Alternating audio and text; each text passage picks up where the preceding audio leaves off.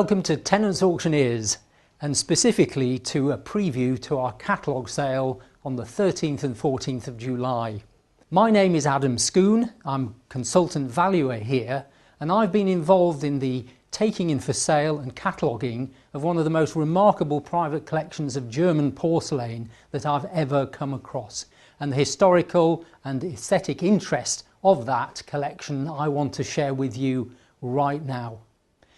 The collection comprises over 115 porcelain figurines from some of Germany's most prestigious factories. Nymphenburg, Fürstenberg and Meissen are the predominant factory pieces in the collection. And of course Meissen was the factory that first made true porcelain in Europe. And indeed we have two pieces which aren't figurines, it's actually a tea bowl and saucer and a teapot, which derive from just literally a decade after Johann Friedrich Böttger had invented the recipe and perfected the technique of making porcelain. And these are perhaps the highlight of the auction itself. So perhaps the earliest piece in the collection, and it's not a figure at all, it's actually a red stoneware tea bowl and saucer.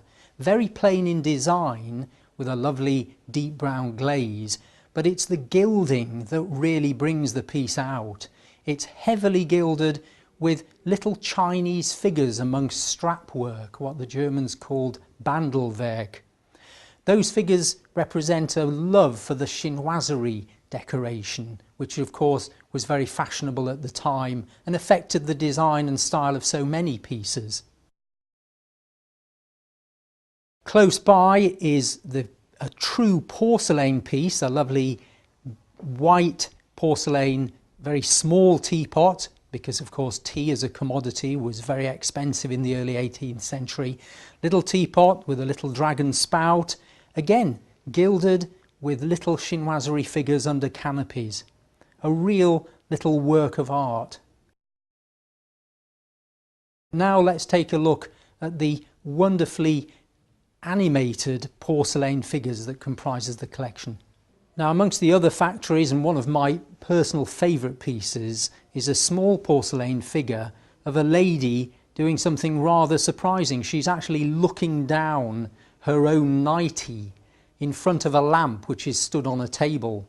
It's a figure that I've never seen before, but it's called Die Flöhrsucherin, which means the flea searcher, and that's exactly what she's doing. In the 18th century, of course, lots of people perhaps stayed in places or got fleas by accident, and of course you wanted to get rid of them. So there she is in her nightie, modelled in such realism. It has the little character F on the side, and believe it or not, although it looks like it could have been made in the last 50 years, it dates to the 1770s. I'm sure this one will be keenly sought after by collectors. Another spectacular group, and this involves four separate figures within one group. We have a gentleman in sort of almost dandyish outfit, proposing to a beautiful young woman who wears a dress so typical of the period, with a massive crinoline, and the dress is covered in flowers.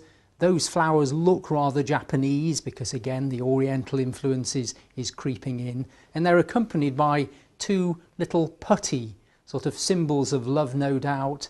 But this is a large heavy group modelled by perhaps the most famous of all the Meissen modellers, Johann Joachim Kendler, and his name is synonymous with the best of Meissen porcelain modelling.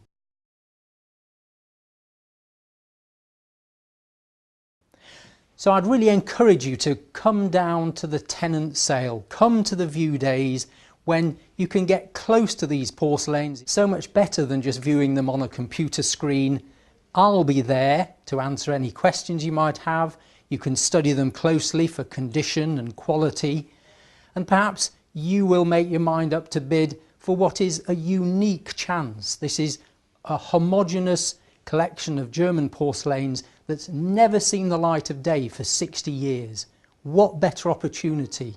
We look forward to seeing you at the viewing.